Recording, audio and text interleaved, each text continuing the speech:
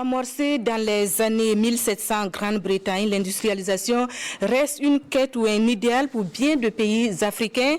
Certaines statistiques indiquent que la part de l'Afrique dans la valeur ajoutée manufacturière mondiale est seulement d'environ 1,6% en 2014. Pourtant, les ressources ne font pas défaut. L'Afrique détient du reste 12% des réserves mondiales de pétrole, 40% des réserves d'or, plus de 80% des métaux. À cela s'ajoutent ses terres arabes et son bois.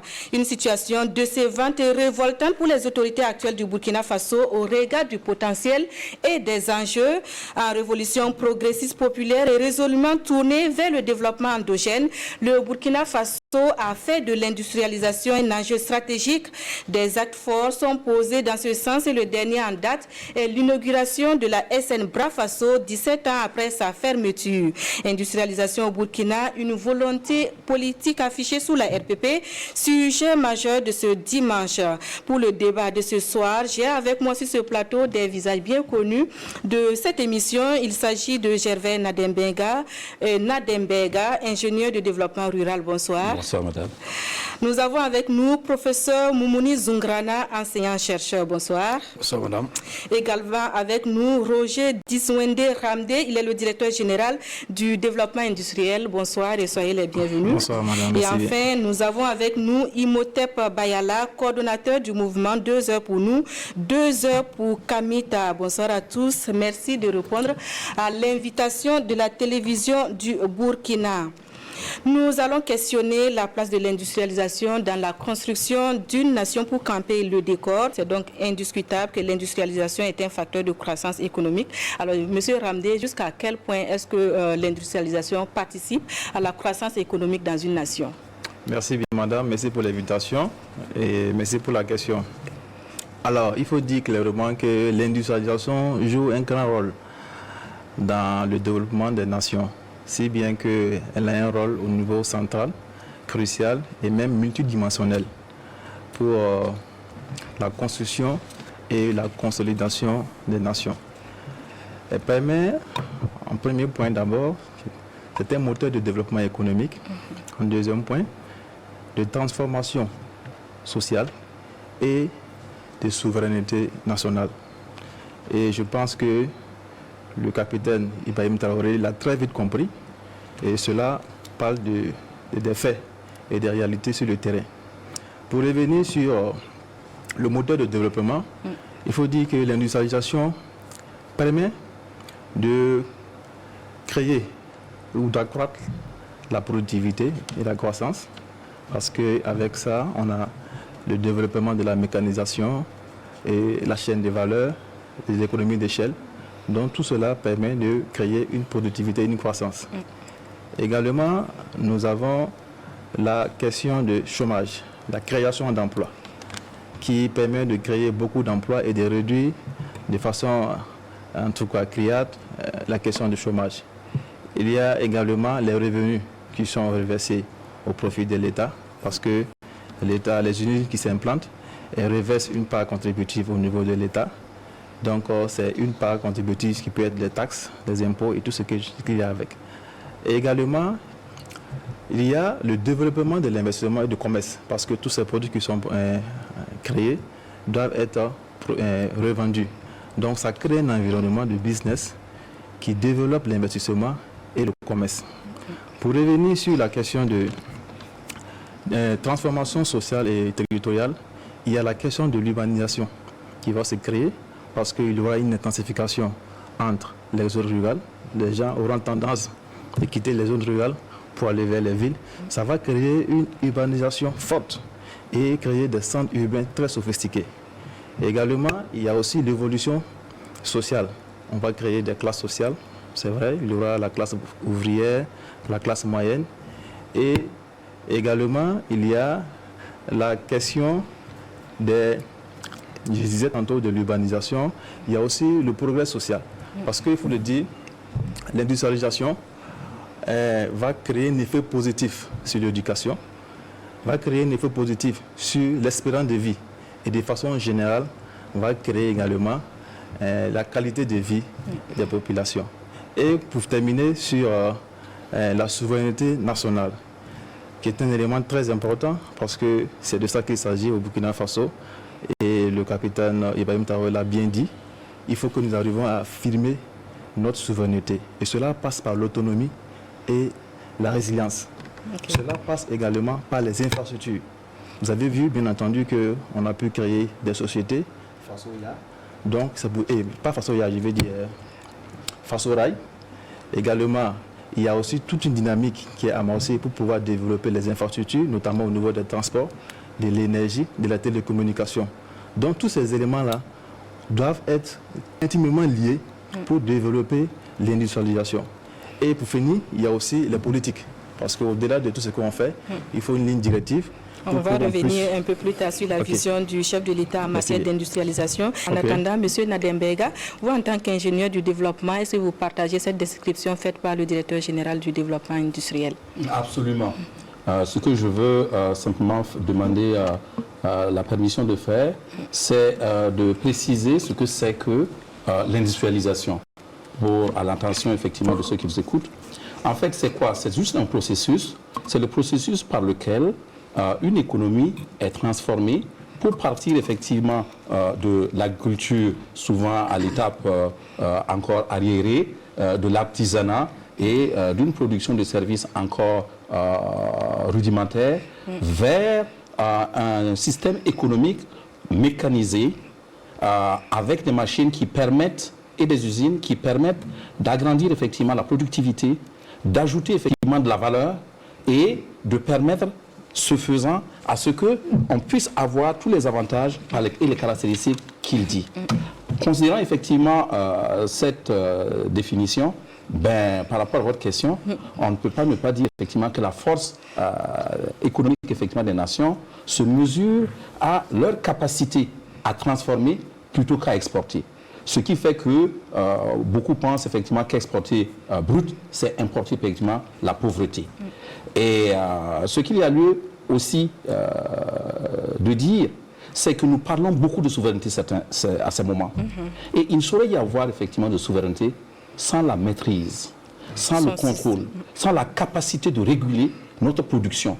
Savoir à quel moment nous exportons, savoir ce que nous importons, et savoir effectivement ce qui nous affaiblit dans l'export. Et on ne peut pas effectivement le faire en demeurant dans un système où nous importons systématiquement tout. Ensuite, nous ne pouvons pas contrôler les prix tant que nous ne produisons pas. Et nous ne produisons pas de façon effectivement mécanisée, de façon effectivement industrialisée. Parce que quand nous ne le faisons pas, tout ce que nous importons comme matière première et comme matière produit fini, ce sont des produits, on a fixé le prix dès le départ. Parce qu'on vient prendre effectivement nos matières premières, on va ajouter effectivement de la valeur de l'autre côté et on nous oblige effectivement. Et qu'est-ce que ça a comme conséquence? Ce que ça a comme conséquence, c'est quand ça envoie la grande partie de notre jeunesse au chômage. Bien sûr. Et ça fait en sorte qu'ils n'ont pas l'opportunité aussi d'apprendre. Donc nous restons effectivement dans un cercle vicieux.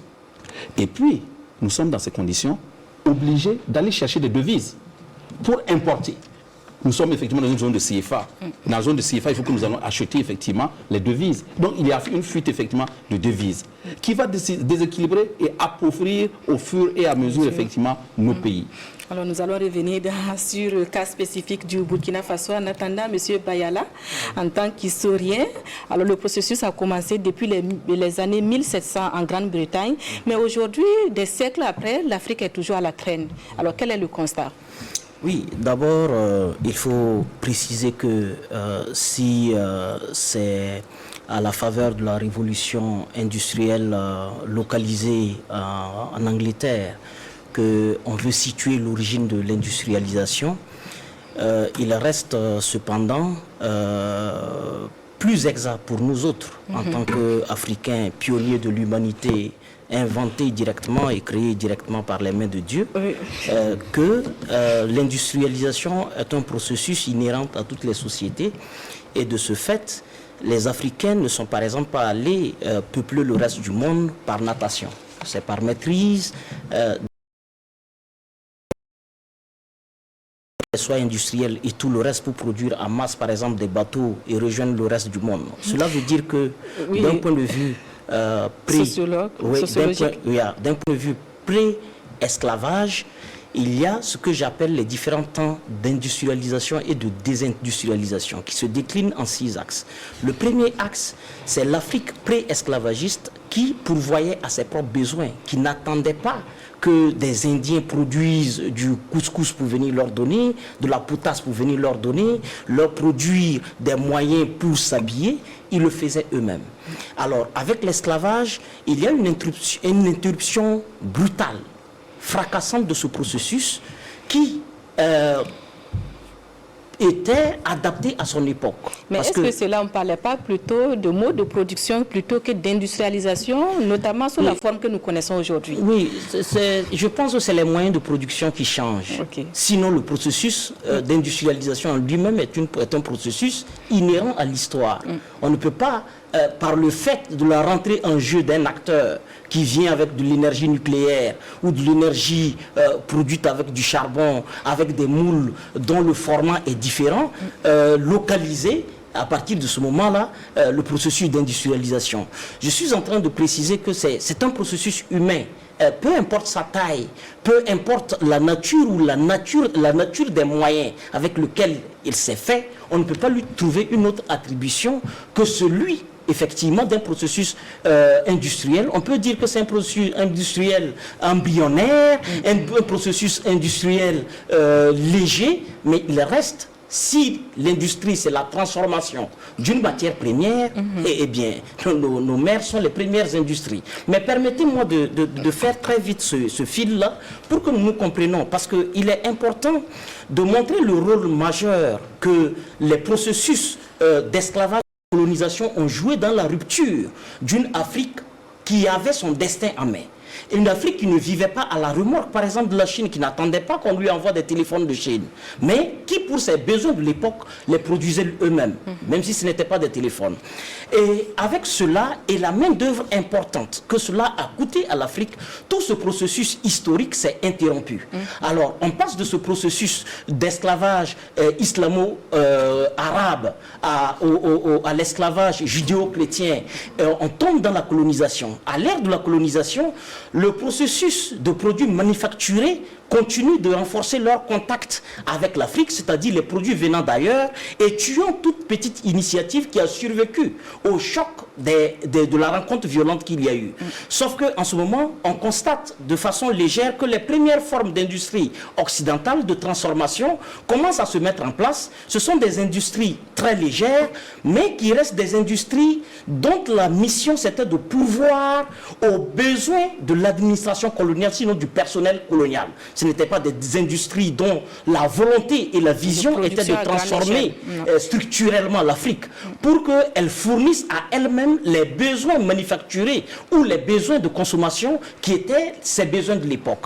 Quand on quitte cette étape, on tombe à ce que j'appelle la 4e étape, qui est juste après les indépendances. On recycle l'existant de ces infrastructures industrielles existantes léguées par la colonisation. Il y a une tentative d'appropriation par les premières élites et vous conviendrez avec moi que c'est à cette époque, effectivement, après les indépendances, que les autorités politiques de ces époques ont tenté véritablement de véritables politiques industrielles.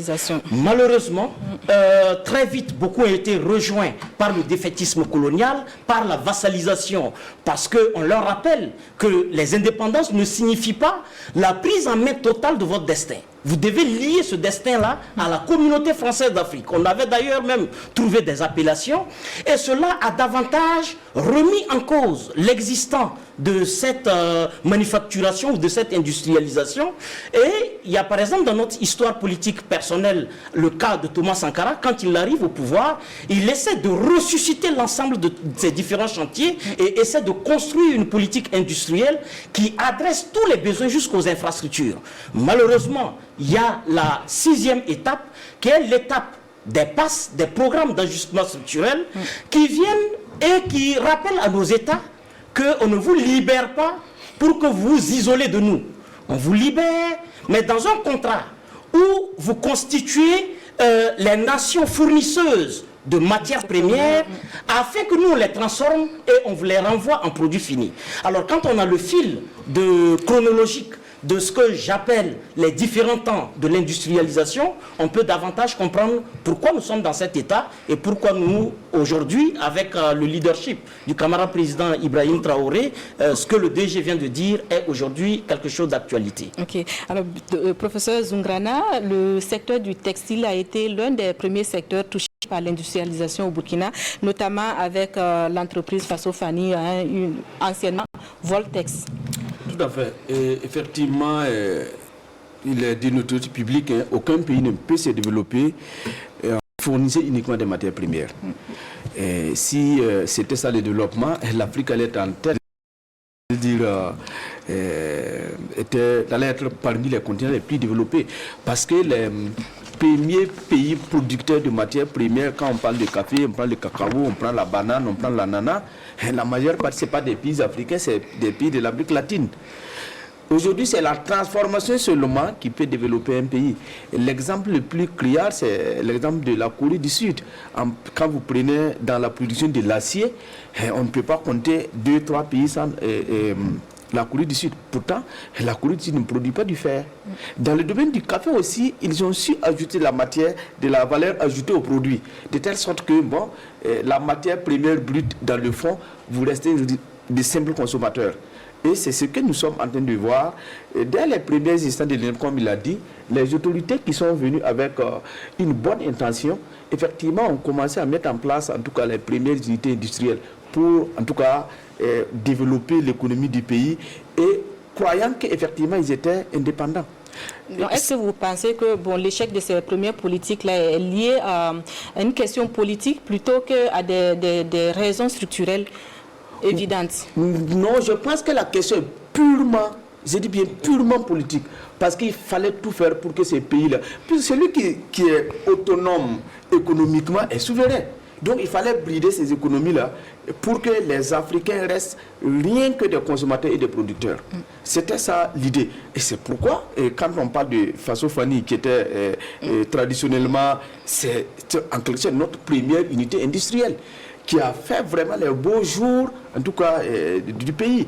Et surtout avec la révolution, quand on a transformé en Faso-Fani, où tout le monde avait commencé à consommer cette matière, de sorte que les paysans qui sont au champ ont commencé à sentir qu'il y a un changement.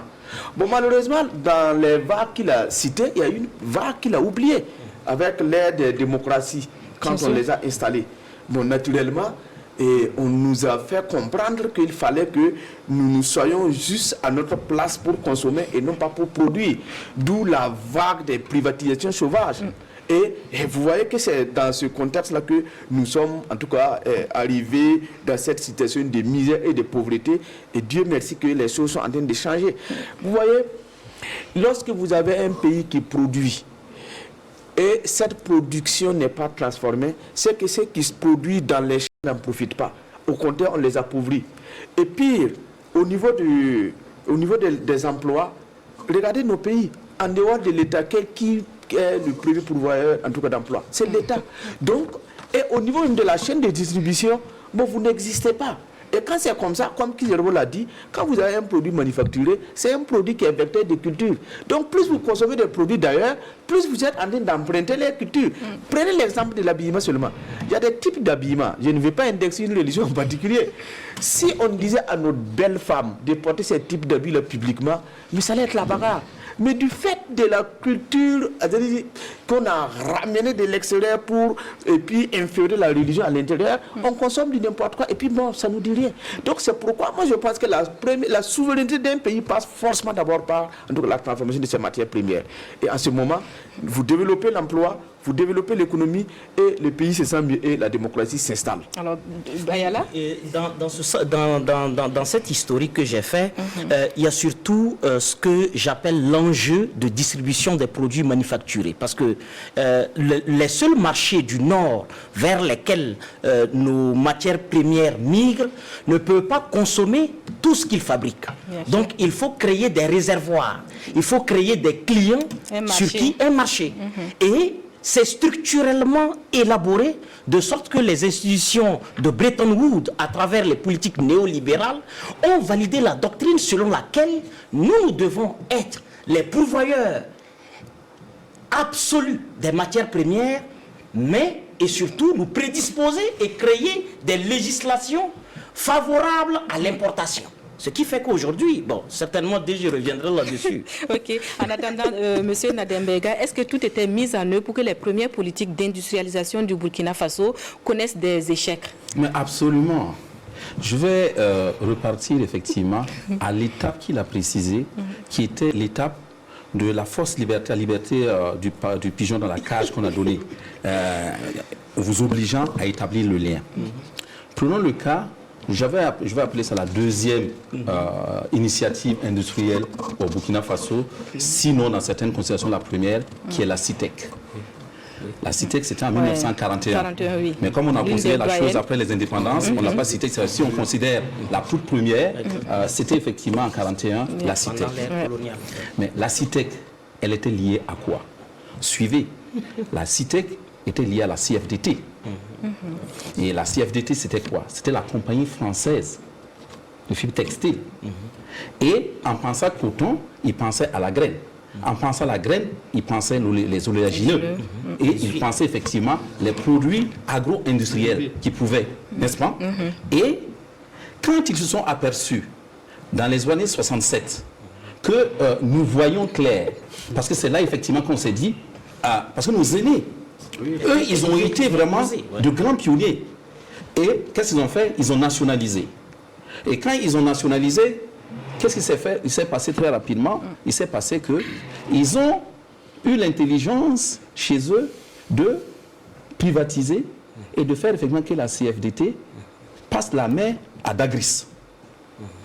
Et quand ils se sont aperçus effectivement que Dagris, nous commencions à voir, ils ont dit effectivement envoyons ça à Géocoton.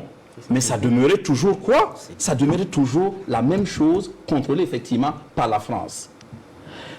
J'apprécie beaucoup la décision de la nationalisation à nouveau après cette étape. Mais ce que je vais suggérer au premier conseil d'administration de la SN Nouvelle Cité, c'est de changer le nom. Parce que, observez, lorsque ça s'est nationalisé, qu'est-ce que nos pays, nos autorités à l'époque ont décidé de faire? Ils ont décidé de changer le nom. Parce que c'était devenu national. Et c'est devenu la Société des huiles et savons de la Haute-Volta. Ça veut dire qu'eux, au moins au niveau du nom, ils avaient lancé quelque chose de symbolique, mais de très significatif. Exactement. Et quand ils ont récupéré, ils ont ramené encore quoi? La SN Nouvelle Cité, après effectivement qu'ils aient injecté par la privatisation, après l'appel de la boule, donc le lien avec la démocratie et l'endettement. Donc ils ont tenu à redire, revenons à la CITEC. Parce que c'est nous. Si nous revenons en 2025, en 2024 plutôt, à une situation où nous disons, nous renationalisons, changeons le nom encore et disons, nous revenons effectivement à un nom local. Donc, juste pour dire, et on peut aller effectivement à la Sosuco. Et si on va effectivement à la Sosuco, vous voyez également que c'était quoi? La SN Sosuco. La SN Sosuco, c'était encore leur chose. Pourquoi c'était leur chose? Parce que le directeur est là, c'était Castel. Et c'est Castel jusqu'à ce qu'il y ait effectivement le changement. Donc, et Castel, c'est qui? Castel, vous savez, c'est... Voilà. Donc, c'est dire, pour répondre à votre question, de savoir, est-ce qu'il y a un mécanisme qui a été mis en place? Le mécanisme, il est politique. Le mécanisme est du flux financier, par le biais, effectivement, des crédits. Et les crédits, de sorte, effectivement, que vous soyez dans une situation où les dividendes vont toujours aller de l'autre côté. N'est-ce pas? Oui. Il a parlé de démocratie, on ne peut pas ne pas faire le lien, effectivement, avec la démocratie. Ouais. Parce que, qu'est-ce que les démocraties ont eu comme impact? Et quand je dis la démocratie, c'est la démocratie sous la forme que nous l'appliquons, qui est un achat de conscience, qui est basé, effectivement, sur le lien de l'élite politique avec l'élite commerciale pour faire un jeu de passe-passe. Nous vous donnons les sociétés, vous nous faites de nous effectivement des porteurs, même si c'est des petits porteurs, et nous, nous gouvernons, et nous faisons que les lois vous profitent et nous profitent. Tout à fait. Ben, c'était ça. Si bien que si vous allez à la privatisation sauvage qu'il y a eu, vous verrez effectivement qu'à la privatisation sauvage après le pass, mais ça a été des transmissions. C'est des transmissions, j'allais dire, non éthiques. souvent même amorales. Est-ce qu'on a le courage aujourd'hui de publier un document qui présente les propriétaires, effectivement, et les actionnaires de ces sociétés privatisées, leur occupation en termes, effectivement, de responsabilité politique dans le pays et les opérateurs économiques? Si on fait ça, ce pays, ça va ouvrir les yeux à nos citoyens. Ouais. C'est dire que c'est la mauvaise application de la démocratie, et cette mauvaise application de la démocratie a joué effectivement sur 3 pans. Le premier pan, c'est l'alliance indécente, l'alliance vraiment cynique contre le peuple, entre ces élites, les élites politiques et les élites commerçantes. C'est aussi la nomination clientéliste. Effectivement, parce que, la nomination clientéliste. Parce que la gouvernance aussi était en question dans l'échec de l'industrialisation en Afrique. Absolument. Et au Burkina. Alors, si vous financez ma campagne en menant des motos et des véhicules pour l'ensemble de mes sections au niveau effectivement du Burkina Faso, parce que je m'appelle le parti XYZ. À partir du moment où il le fait, c'est un placement. Le premier qui le fait, c'est un placement. Bien sûr. Quand vous arrivez au pouvoir, vous devez placer effectivement son frère, vous devez placer effectivement son petit frère ou sa maîtresse, qui, la plupart du temps, n'a que, en termes effectivement de compétences, en termes d'expertise, pour le faire. Et ça va de soi, la société périclite, puisqu'il faut de l'expertise effectivement en matière de gestion. Sans oublier que lorsqu'effectivement vous êtes mis dans une condition où vous achetez, ça ne va être validé, parce qu'il y a des accords de non-objection des institutions de Bretton Woods. Et les institutions de Bretton Woods, en regardant, vont dire il faut que vous ayez des relations ou de partenariats avec des sociétés similaires en Occident, chez nous, pour qu'ils puissent vous apporter les intrants, l'expertise, parce que vous n'en avez pas. Bien sûr. Et c'est la voie par laquelle, effectivement, il y a également une fuite de devises. Donc voilà comment la démocratie mal appliquée, comment, effectivement, la valeur intrinsèque des hommes qui manquait, parce qu'il y a de l'immoralité, l'absence de conscience politique, si bien que si vous observez, c'est arrivé après la révolution d'août 1933, où les valeurs, effectivement, étaient parties. Bien sûr. Alors, les raisons politiques étaient évidentes, la gouvernance aussi. Alors, Monsieur Ramdé, il y avait aussi certains phénomènes comme la fraude et la corruption qui gangrènent les unités industrielles qui sont restées fermées au Burkina Faso. Oui, ça, c'est un fléau qui, il faut le dire clairement, entrave véritablement au développement des unités industrielles qui sont déjà installées. Alors, comme vous l'avez pu le constater, il y a toute une opération farouche qui se mène sur le terrain pour pouvoir en tout cas mettre à nu toutes ces personnes-là qui, malgré les tests, veulent toujours braver pour pouvoir arriver à sortir ces produits-là du pays. Comprenez-vous que les unités industrielles qui fonctionnent aujourd'hui ont besoin de matières premières qui sont produites au Burkina Faso. Et comme le disait l'autre, ces matières premières, c'est un tout produit par nos braves paysans. Aujourd'hui, ces matières premières qui, normalement, devaient être valorisées par ces unités-là avant d'être exportées, d'aucuns trouvent que non, il faut carrément les exporter à l'état brut. Pourtant, la vision actuelle n'est plus à ce niveau-là. La vision, c'est de transformer tout ce que nous produisons pour créer de la valeur ajoutée avant de pouvoir exporter. Comment se fait-il qu'aujourd'hui, des unités industrielles aujourd'hui sont aux arrêts par manque de matières premières, pendant qu'au même moment, ces matières premières-là sont exportées souvent nuitamment pour envoyer à l'extérieur. Oui, on a vu dernièrement, surtout cette semaine, les noix de karité qui étaient exportées malgré l'interdiction d'exportation. Justement, quand vous voyez ces images, vraiment, c'est une désolation totale parce que on devait être tous dans la dynamique de la souveraineté et accompagner l'État. Et quand vous voyez ces images, vraiment, ça donne froid. Mais comme on a dit, tous ces produits qui sont récupérés là seront, comme on dit, vendus et versés au Front patriotique. Mais en même temps aussi, il faut dire clairement que dorénavant maintenant, l'engin qui a servi du trafic de ce produit-là, de même que le chauffeur, ils seront tous confisqués pour pouvoir aller au travail d'intérêt général. Et je pense que c'est une mesure dissuasive. Nous espérons que cela va dissuader c'est une mesure dissuasive pour pouvoir vraiment permettre d'arrêter ce fléau-là et permettre aux unités industrielles de pouvoir transformer les demandes de produits. Professeur, rapidement, avant d'avancer dans le sujet. Un sujet dans ces sujets-là, c'est surtout la privatisation sauvage. Vous voyez, des gens ont décidé de manière consciente, de mettre des unités à genoux pour pouvoir les racheter. Dans ces pays, ça s'est passé. Des gens ont ouvert les frontières largement, de manière béante, pour que des produits de mauvaise qualité envoient ces marchés-là pour pouvoir les vendre et puis mettre des sociétés à genoux. C'est d'ailleurs pour cette raison, moi je profite de votre micro pour faire un appel. Vous voyez, des sociétés stratégiques comme les téléphonies mobiles, tellement qui est resté à travers la gorge, qui a été, j'allais dire, privatisé, qui est devenu Move.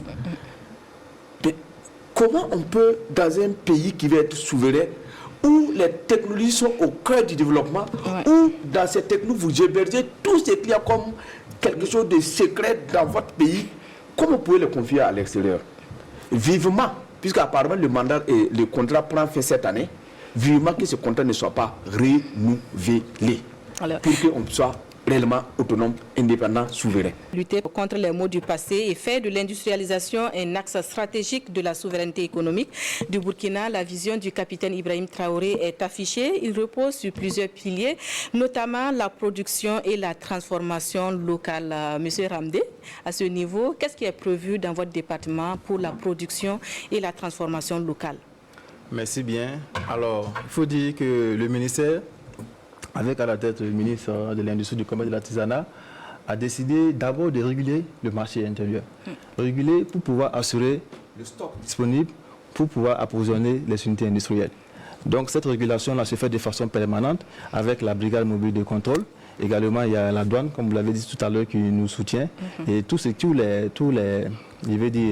est comme dispositif pour pouvoir assurer la sécurité de ces matières premières-là, afin de permettre à ces unités industrielles-là de pouvoir produire en toute sérénité et de vendre au plan national comme au plan international.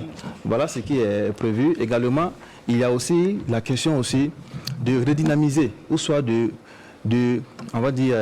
réhabiliter les anciennes unités industrielles qui, depuis très longtemps, d'aucuns disaient que ce n'était pas possible, de les réhabiliter et de les permettre aujourd'hui de pouvoir faire marcher et créer de l'emploi. Et aussi de créer de nouvelles unités industrielles. Et si vous avez remarqué, la dynamique, elle a commencé, elle se poursuit. On a eu à inaugurer plusieurs unités industrielles. Elle va continuer. Et la dernière en date, il n'y a pas longtemps, le 25 mars et 25 novembre 2025. Et la dynamique va se poursuivre pour dire clairement que c'est possible si nous avons de la volonté et comme Dieu voulant, nous avons une vision éclairée du capitaine Ibrahim Traoré qui a donné le temps et qui est prêt à accompagner toutes les unités industrielles, aussi bien publiques que privées, à y aller. Parce qu'on est tous convaincus que c'est par l'industrialisation que nous allons trouver notre souveraineté. Alors cette dynamique de création des unités industrielles doit être soutenue par la consommation. Produisons et consommons. Alors, Monsieur Nadembega, à ce niveau, est-ce que les Burkinabés sont de plus en plus enclins à consommer ce qu'ils produisent sur place? Vous savez que pour ce qui est effectivement de la consommation, ça demande effectivement deux choses. Ça demande effectivement la qualité, ça demande effectivement la diversité, mais ça demande aussi une conscience politique nationale forte. Parce que vous savez, si j'en prends le cas effectivement du haricot vert, nous ne connaissions pas dans nos habitudes alimentaires le haricot vert. Mais parce que la gouvernance était une gouvernance à laquelle on faisait confiance. Parce qu'elle a fait comprendre effectivement que c'était un impératif pour nous d'y aller. On a appris et c'est parti. Donc, c'est clair qu'il faut dans un premier temps faire une grande campagne pour la promotion de nos mets locaux, de nos effets vestimentaires, des éléments de production tels que la production des tubes pour la conduite effectivement d'eau. La société est montée, le ciment. Mais il faut travailler à ce qu'on s'assure que ces sociétés-là, nous les contrôlons. Parce qu'on peut être dans une situation où on dit que nous consommons du ciment produit au Burkina Faso. Nous consommons des oléagineux produits au Burkina Faso.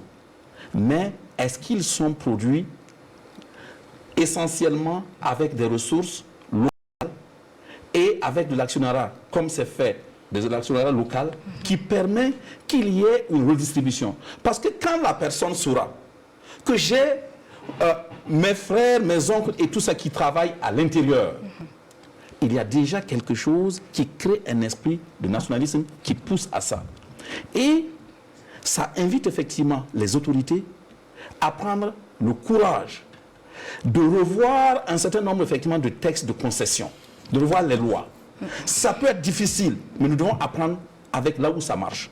Et à côté, au niveau de l'AES, si nous regardons ce qui s'est passé le 29 octobre au Mali, avec Barrick Gold, mais il faut saluer, parce que je pense que ce n'est pas notre presse, nos radios, nos télévisions, n'ont pas encore fait un écho suffisant de ce qui s'est passé. Parce que nous parlons souveraineté. Mais ce que nous visons à travers la souveraineté, ce n'est pas les mots seulement nous sommes souverains, etc. C'est d'arriver à avoir l'objectif, effectivement, les résultats de la souveraineté. Et ça, c'est le résultat de la souveraineté. C'est prendre des décisions que l'on arrive effectivement à faire aboutir pour que nous ne continuions pas de nous piller. Barrick Gold, c'était 400 milliards annuellement qui étaient pompés pour effectivement l'extérieur, pendant que la mine de Ngolo n'est pas une mine que l'on a suffisamment investiguée pour voir la limite effectivement des capacités. Et le Mali, vous savez que le Mali a même fait enfermer le directeur, a nommé effectivement un administrateur. Et Barrick Gold a dit non, vous ne pouvez pas effectivement nommer un administrateur, nous vous poursuivons effectivement le CDI pour ça, et le CDI a dit non. Et aujourd'hui, ils ont accepté, ils ont dû revenir effectivement à la table de négociation. Et aujourd'hui, le Mali a le contrôle entier. Et il y a des négociations les jours à venir qui vont se passer pour permettre effectivement de préciser maintenant le mode de partage. Nous devons, et ça c'est à l'endroit effectivement des décideurs ici, nous devons analyser pour voir comment ceci a été possible. Parce que c'est depuis 1958 que l'institution est là. Mais elle n'a toujours fait effectivement que valider tous les dossiers qui venaient à l'avantage effectivement de l'Occident. Qu'est-ce qui a pu se passer pour que cette fois-ci, nous puissions effectivement, au niveau de l'Afrique, inverser les choses? Apprenons ça et jouons. Parce que dans beaucoup de cas, nous parlons, mais le directeur, il va nous dire effectivement, il y a Salama. Il est d'ailleurs intéressé par la parole. Oui, il peut dire effectivement, contredire si c'est faux. Il y a beaucoup déjà d'encours, quand je dis d'encours, de contrats en cours, qui vont être bientôt, certains arrivent à échéance, comme l'a dit effectivement le professeur Zungrana, mais d'autres sont encore difficiles à dénouer et avec des risques effectivement de contentieux. Hein? Alors, oui, professeur. En fait, ce que produisons et consommons ce que nous produisons, dans le fond, le problème est plus profond que ça. Et lorsque nous avons été colonisés, on a travaillé à changer même nos habitudes alimentaires.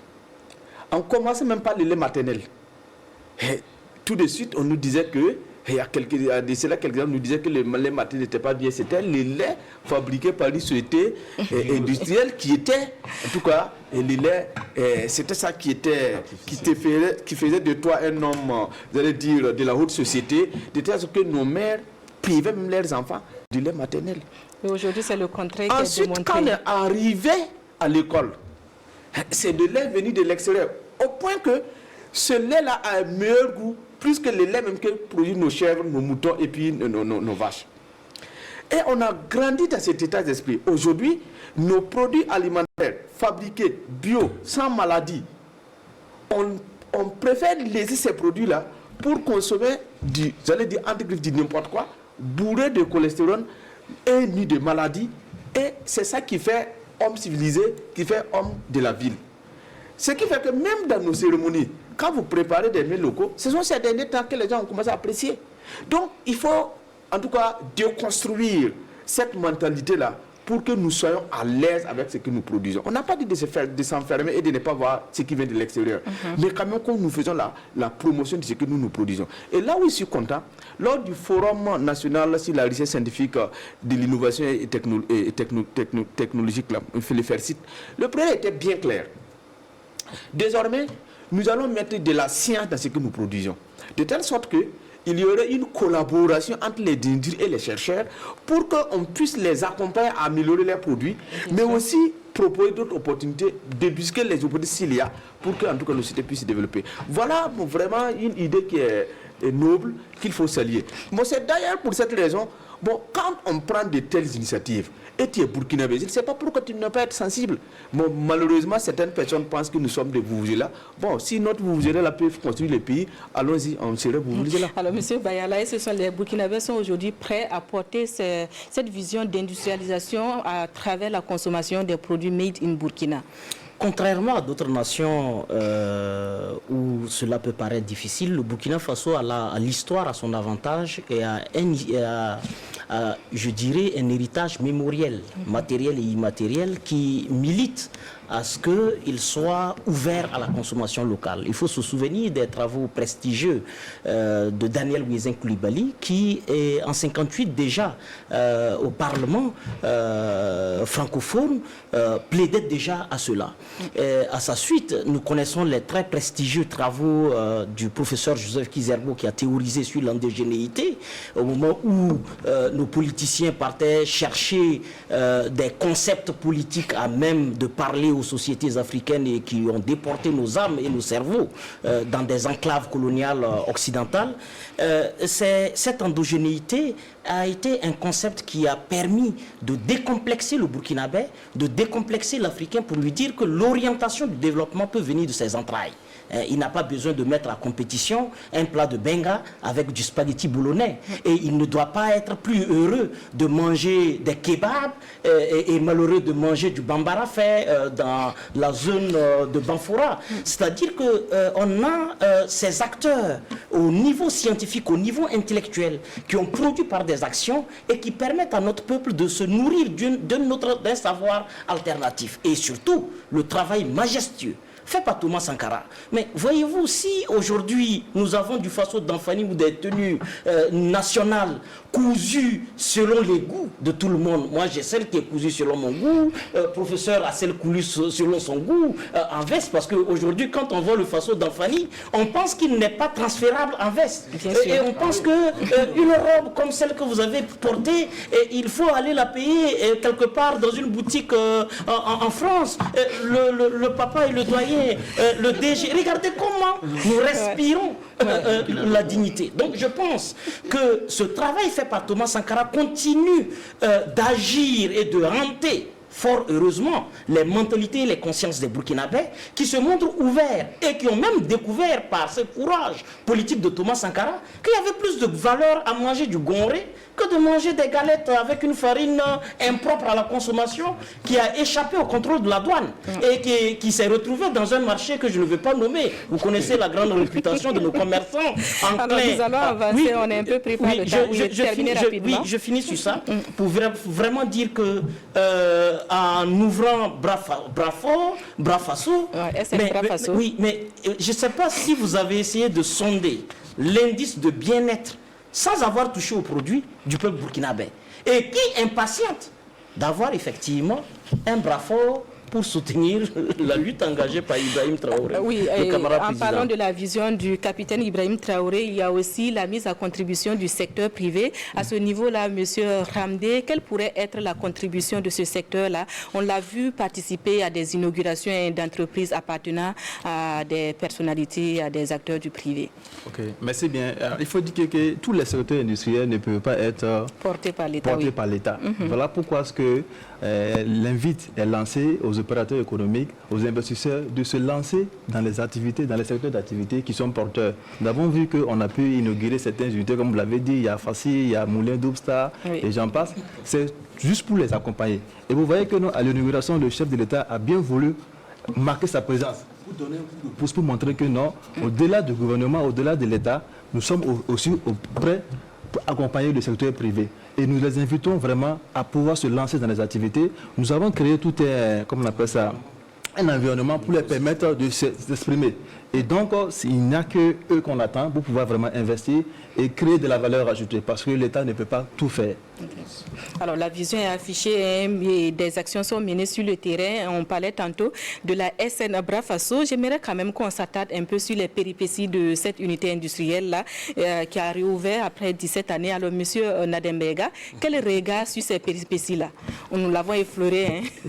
Oui, je pense d'abord qu'il faut saluer, parce que nous sommes en train de parler de de la relation avec le privé, il faut saluer un citoyen, Sogli Pangba, qui a eu cette vision au départ et qui a eu cet esprit patriotique poussé tout en étant effectivement un opérateur économique et qui a su, en investissant effectivement dans ce secteur qui est difficile, parce qu'il avait conscience effectivement des difficultés, il pouvait créer de l'emploi et ça pouvait injecter beaucoup en termes de retour, en termes de fiscalité.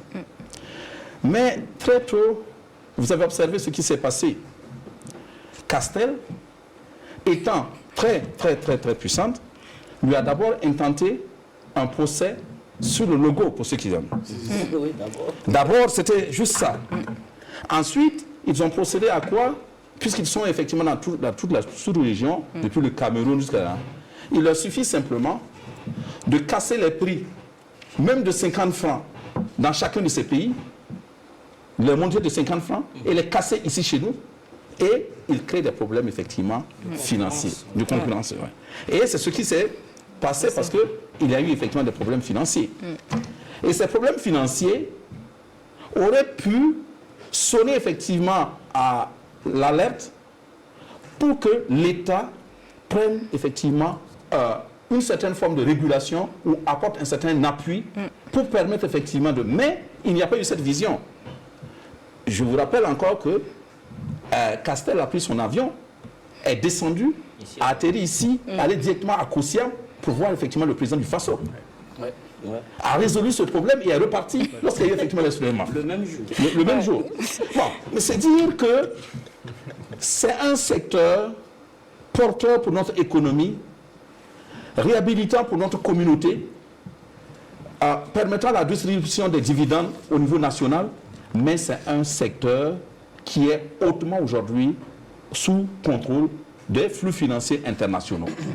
Et le Burkina Faso n'a pas eu effectivement n'a pas pu éviter ça. Puis, dans le cas de la résolution, certainement dans les promesses faites effectivement à Castel, l'État a fini effectivement par racheter. Et en rachetant, ils se sont dit, bon, on rachète pour relancer. On désintéresse Sogli, on désintéresse... et il y a eu des problèmes des banques également. Et les problèmes des banques, il y avait des problèmes avec l'UAB. Et si vous regardez le problème avec l'UAB, le problème c'est aussi que nos banques ne sont pas toujours des banques qui accompagnent. Et puis détenues par les mêmes actionnaires Absolument. le plus souvent. Donc au finish, il faut effectivement un consortium de lutte effectivement contre l'émancipation de ce secteur économique et on l'assèche financièrement, on le met à terre et on continue. Si bien que lorsque ça a repris, ça n'a pas duré. C'est encore retombé. Et quand c'est retombé, tous les équipements sont en train de vieillir. Bien sûr. Et le secteur est en train de se moderniser. Donc lorsque l'État veut avancer, ça devient effectivement une question de renouveler tout le parc effectivement mécanique et des infrastructures et des structures. Alors qu'il a été l'un des premiers à introduire les bouteilles en plastique pour faciliter Absolument. certaines choses. Mais... Donc ça pose effectivement un autre problème à ce niveau. Et c'est pourquoi, et je ne veux parler que des péripéties économiques et politiques liées à l'extérieur. Maintenant, les politiques nationales, il y a la mauvaise concurrence entre les sociétés elles-mêmes ici, et il y a le fait, et ça c'est tellement dommage, que vous avez des esclaves de salon au plan économique également, qui se disent, faisons de cela un moyen de conquête du pouvoir. Et le moyen de conquête du pouvoir, ce n'est pas la RPP qui doit réussir ça. Parce que si la RPP réussit ça, après effectivement tout ce qui a été entamé, c'est crédibiliser le système et nous avons des difficultés à revenir. Donc voilà effectivement une somme de péripéties, moi je reviens que sur ce que j'ai pu noter, qui ont jalonné le parcours qui fait qu'il y a beaucoup de mérite aujourd'hui. Mais il faut inviter à ne pas se dire qu'on a vaincu tout, parce que c'est clair qu'ils vont revenir sous d'autres formes. C'est vrai. Monsieur Bayala, quelles sont les leçons qu'on pourrait tirer de cette histoire de SN Burkina Faso? Alors, c'est d'abord retenir que tous les privés ne peuvent pas être alignés comme des privés qui vivent une crise de patriotisme, d'amour pour leur pays. Il y a des privés ou des acteurs du privé mordus par le patriotisme économique, la libération et l'émancipation de leur peuple, qui peuvent agir comme ce pionnier qui a permis à l'État de découvrir une niche stratégique pour la consommation ou pour les besoins en boisson de son peuple. Vous vous souvenez que sous Peter Botha en Afrique du Sud, il avait été insidieusement voulu par le pouvoir de l'apartheid que par la bière on stérilise le peuple. Donc la consommation n'est pas qu'un enjeu commercial, c'est aussi un enjeu de survie des masses. Parce que si vous ne contrôlez pas les produits de grande consommation que votre peuple utilise, si ce peuple continue à dépendre majoritairement de produits manufacturés importés, alors par le savon, on peut lui créer des cancers de peau à tout vent. Donc c'est un enjeu crucial. Et moi je remercie la clairvoyance, non seulement du camarade président Ibrahim Traoré, mais le volontarisme avec lequel les artisans et les ouvriers, les techniciens et le ministre ont travaillé avec beaucoup de volonté et de sincérité. Je me rappelle encore le discours très poignant du camarade ministre Poda lors de la cérémonie, qui montre clairement qu'il ne côtoie pas la vision. Il apporte également, il l'épouse. Et on a besoin de cette articulation. Le chef doit lancer les grands sillons, mais on a besoin de commis de l'État qui se marient à cette vision, qui lient leur sort à cette vision. Et c'est ce que j'ai senti. Je tiens vraiment à féliciter par la présence du DG toute la grande bureaucratie qui a travaillé à cela pour émanciper notre peuple. Mais aussi tirer aussi leçon de ces intérêts que nous bousculons. Parce qu'on a un privé qui était devenu un privé esclavagiste, un privé sous-traitant du colonialisme international, dont les activités et les devises mobilisées ne sont dues qu'à sa capacité à se soumettre à l'impérialisme économique et donc à valider l'ordre impérial de pillage de nos ressources au détriment de la création de ressources propres. Ces privés-là ne seront pas nos alliés. Ils vont nous combattre de toutes les manières. Il faut avoir une claire lucidité sur eux parce que nous avons renoncé à sous-traiter notre industrialisation. Parce qu'en refusant de sous-traiter l'industrialisation, on refuse aussi de sous-traiter l'emploi de nos jeunes. Parce que là où ils doivent être employés, on exporte les emplois. Là où on doit créer de la richesse, on exporte la richesse. Et bien évidemment, on ne peut pas continuer dans ça. C'est tirer les leçons de toute cette politique de désindustrialisation, prêter attention au schéma malicieux de certaines dettes qui paraissent attrayantes. Nous ne sommes pas la Côte d'Ivoire pour aimer les dettes, mais il faut surtout prêter attention à cela pour également regarder en profondeur. Je sais qu'il y a une banque dite mondiale qui a proposé de renouveler un barrage vers Gawa dans le Nubian, mais dont l'investissement correspond à un contrat qui consiste à ce que cela soit exploité pendant 20 ou 25 ans, mais sauf que ça correspond au temps d'amortissement du matériel. Et donc, c'est une aliénation à la dette, et ce type de dette ne doit pas être nos alliés pour la réindustrialisation. Et je pense, en dernier, pour finir rapidement, on a évoqué en parallèle les banques, que les banques se retrouvent pour beaucoup d'entre elles, ce n'est pas elles toutes, beaucoup d'entre elles sont aussi des sous-traitants de l'esclavage banquier international, à notre désavantage. Mais quel est l'outil de fonctionnement de ces outils, de ces sociétés? C'est la monnaie.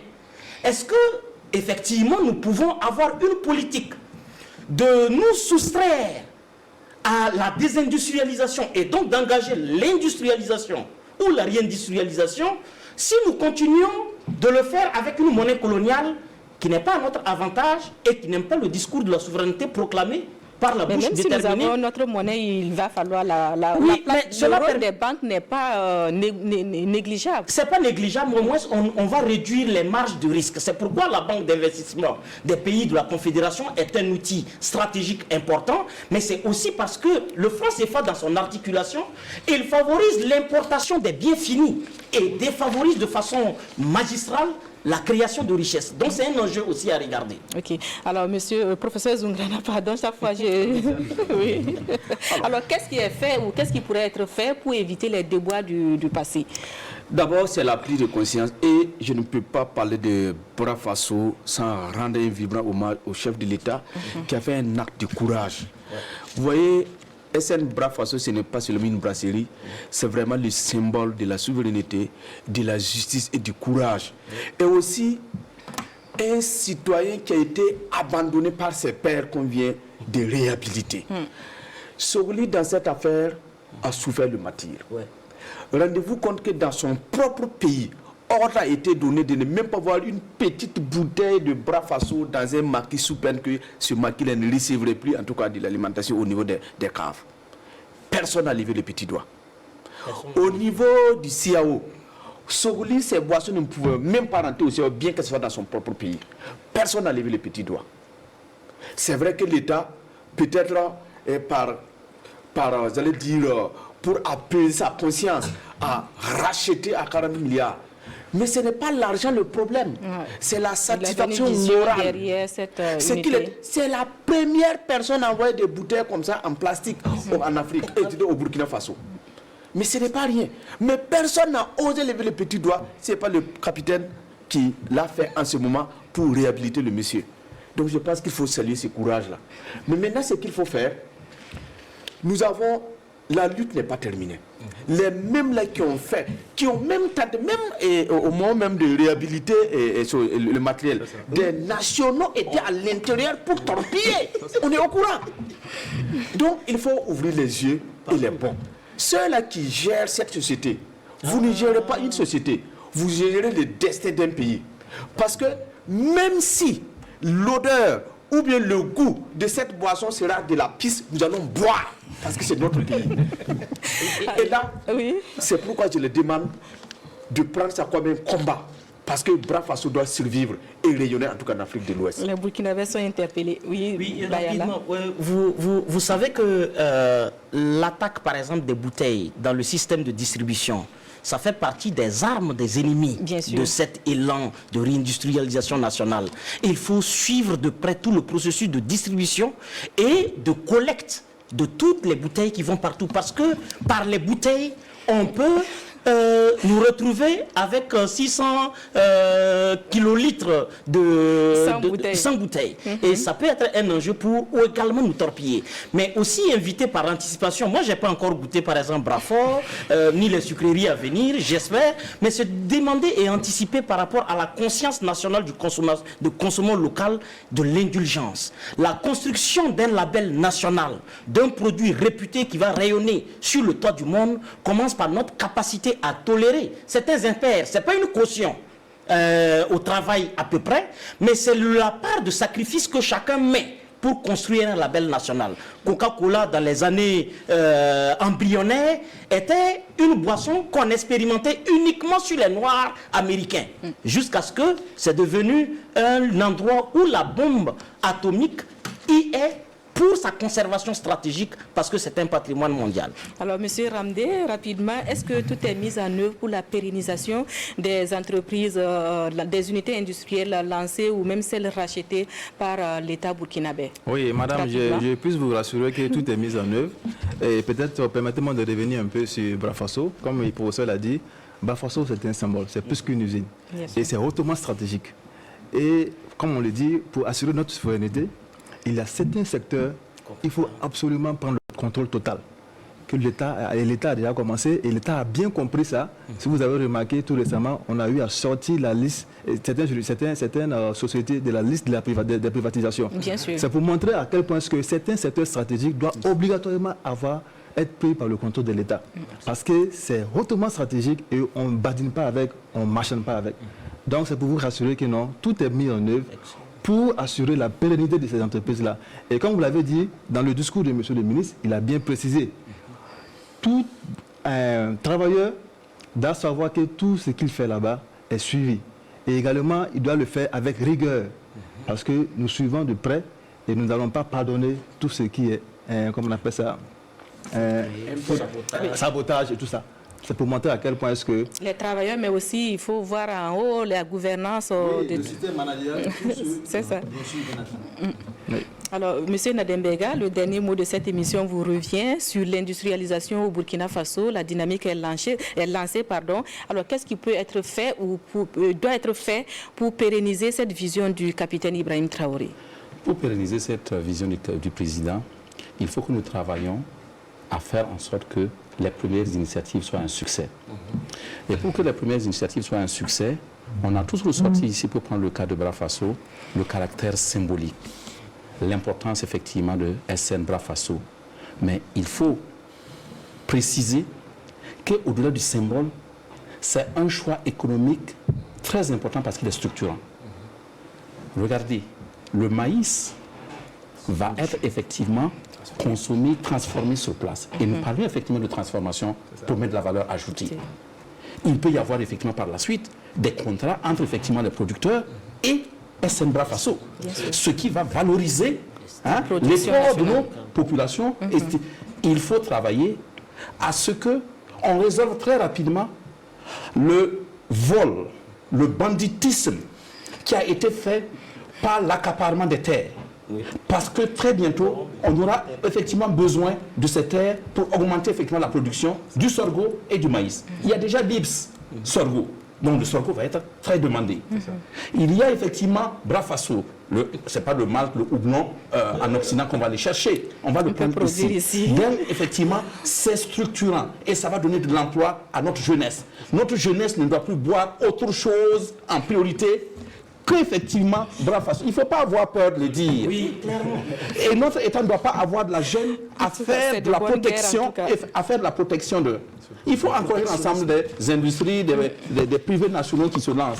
Mais en particulier, ce maillon, parce qu'il est structurant, parce qu'il rentre dans une vaste chaîne économique et de production agro-industrielle qui va nous faire effectivement avancer.